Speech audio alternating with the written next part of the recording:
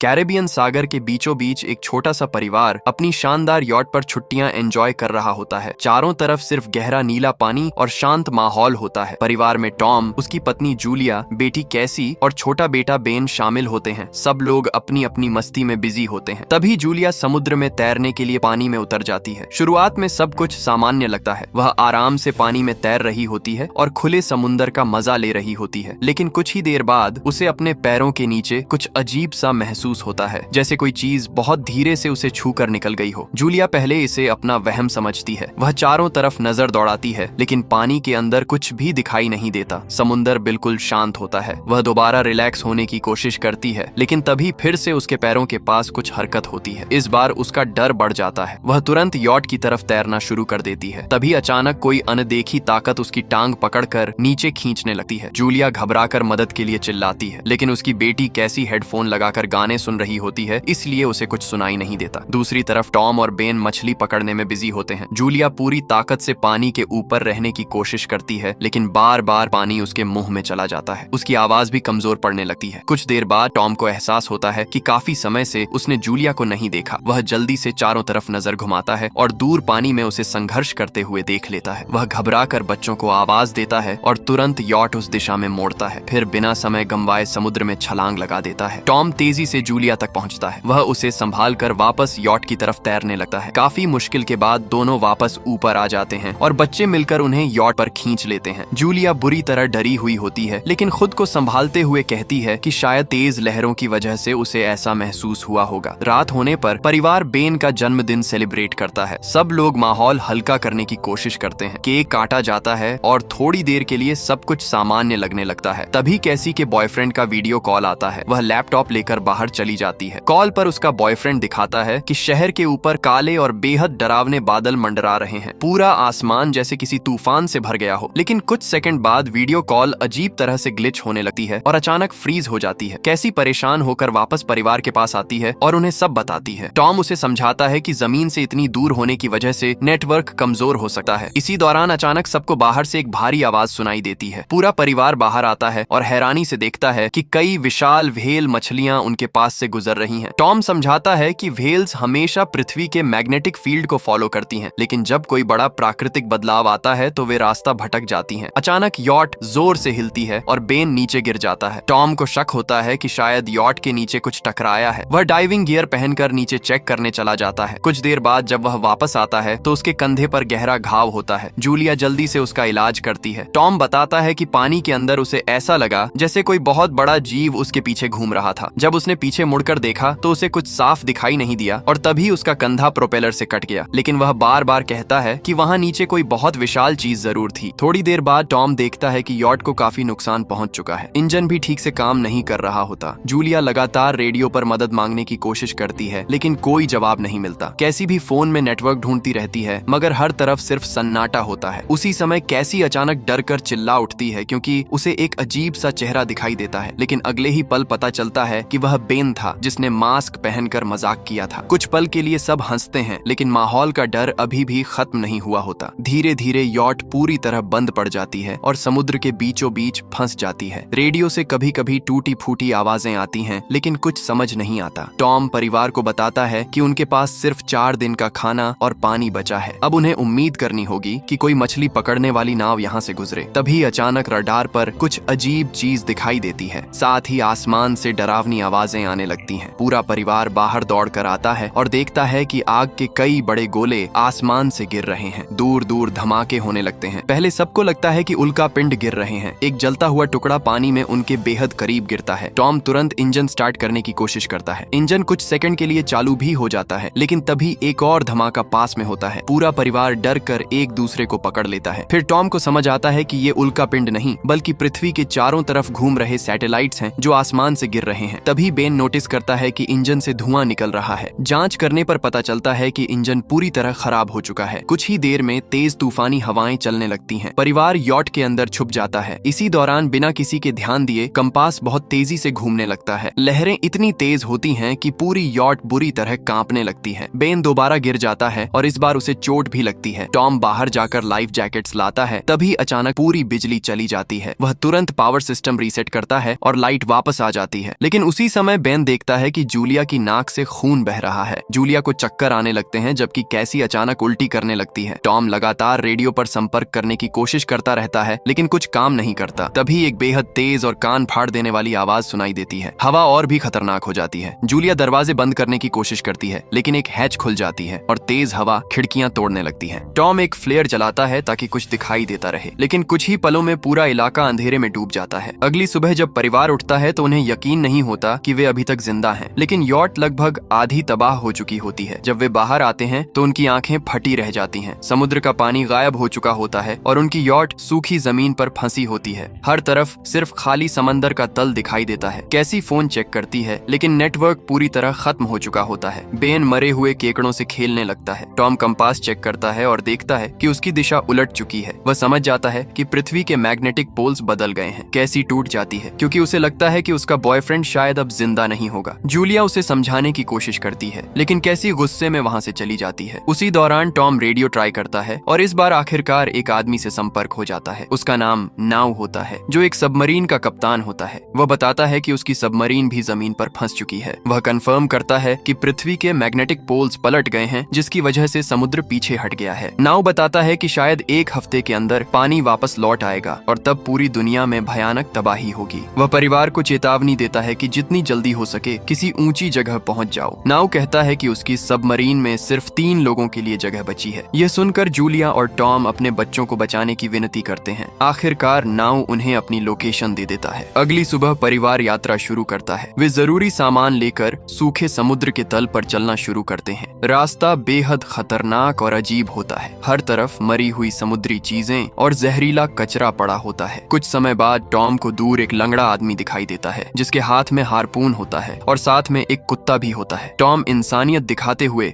उसे पानी देता है लेकिन अचानक वह आदमी हमला कर देता है। वह टॉम के सिर पर बोतल मारता है और फिर हारपून उसके पेट में घुसा देता है। जूलिया चीख उठती है लेकिन तब तक बहुत देर हो चुकी होती है। वह आदमी टॉम की बेरहमी से हत्या कर देता है। फिर जूलिया और बच्चों के पीछे पड़ जाता है। जूलिया बच्चों को यॉट में छुपाती है और खुद चाकू लेकर मुकाबला करने की कोशिश करती है। वह आदमी यॉट के अंदर घुस आता है। उसका कुत्ता जूलिया को ढूंढ लेता है लेकिन जूलिया मजबूरी में उसे मार देती है। इससे वह आदमी और ज्यादा हिंसक हो जाता है। एक खतरनाक लड़ाई के बाद कैसी फ्लेयर गन चलाती है जो सीधे उस आदमी को लगती है। वह आग पकड़ लेता है और पूरी यॉट में आग फैल जाती है। परिवार वहां से भाग निकलता है लेकिन टॉम को पीछे छोड़ना पड़ता है। तीनों रोते हुए उसे आखिरी अलविदा कहते हैं। कुछ देर बाद यॉट एक बड़े धमाके के साथ फट जाती है। अब जूलिया अकेले अपने बच्चों को बचाने की कोशिश करती है। रास्ते में उन्हें मरे हुए समुद्री जीव, जहरीला कचरा और सूखे समुद्र का डरावना सच दिखाई देता है। पानी की कमी धीरे धीरे सबसे बड़ी समस्या बन जाती है। आगे बढ़ते हुए उन्हें एक टूटा हुआ प्लेन मिलता है जहां वे रात बिताने का फैसला करते हैं। रात में कैसी अपनी माँ से पूछती है कि वह और टॉम कैसे मिले थे। जूलिया मुस्कुराते हुए पुरानी यादें बताती है लेकिन उसी रात वह पागल आदमी फिर लौट आता है। इस बार जूलिया पूरी ताकत से लड़ती है और आखिरकार उसे मार देती है। अगले दिन परिवार को पता चलता है कि उस आदमी की लाश को विशाल केकड़े खा रहे हैं। तभी उन्हें एहसास होता है कि इस इलाके में अब सिर्फ इंसानों का खतरा नहीं बल्कि बदले हुए खतरनाक जीव भी मौजूद हैं। धीरे धीरे बेन की हालत खराब होने लगती है। उसे डिहाइड्रेशन होने लगता है। परिवार मुश्किल से आगे बढ़ता रहता है। फिर उन्हें एक बड़ा कार्गो शिप दिखाई देता है जहां कुछ लोग जिंदा होते हैं लेकिन वे मदद करने से डरते हैं और खुद को कंटेनर में बंद कर लेते हैं। तभी विशाल केकड़ों का झुंड हमला कर देता है। वे इंसानों को बेरहमी से मारने लगते हैं। जूलिया अपने बच्चों को बचाकर ऊपर चढ़ाती है। किसी तरह तीनों वहां से जिंदा निकलते हैं लेकिन जूलिया बुरी तरह घायल हो जाती है। रेत के तूफान, प्यास और थकान के बीच वे आगे बढ़ते रहते हैं। आखिरकार उन्हें पानी और कुछ जरूरी सामान मिल जाता है। नाउ रेडियो पर बताता है कि समुद्र उम्मीद से ज्यादा जल्दी वापस आने वाला है। अब उनके पास बहुत कम समय बचा है। फैमिली तेजी से सबमरीन की तरफ बढ़ती है। रास्ते में रॉक स्लाइड हो जाती है और जूलिया बच्चों से अलग हो जाती है लेकिन कैसी हार नहीं मानती और अपनी माँ को बचाने वापस लौटती है। उधर विशाल केकड़ों का झुंड फिर हमला कर देता है। जूलिया पूरी ताकत से लड़ती है और आखिरकार कैसी की मदद से चट्टान पार कर लेती है। तीनों सबमरीन तक पहुंच जाते हैं लेकिन नाउ बुरी तरह घायल होता है। वह बच्चों को अंदर जाने देता है। तभी समुद्र वापस लौटना शुरू कर देता है। विशाल लहरें सबमरीन को उठाकर इधर उधर फेंकने लगती हैं। जूलिया और बच्चे सीट बेल्ट बांधकर एक दूसरे का हाथ पकड़ लेते हैं। बाहर पूरी दुनिया तबाही में डूब चुकी होती है। कुछ देर बाद वे बेहोश हो जाते हैं। जब उनकी आंख खुलती है तो वे खुद को जिंदा देखकर हैरान रह जाते हैं। वे सबमरीन से बाहर निकलते हैं और देखते हैं कि लहरों ने उन्हें एक तबाह शहर में पहुंचा दिया है। अब उनके सामने नई दुनिया होती है। है, एक ऐसी दुनिया जहां सब कुछ बदल चुका है, लेकिन कम से कम उनके पास जिंदा रहने की उम्मीद अभी भी बाकी होती है। अगर आपको यह कहानी पसंद आई हो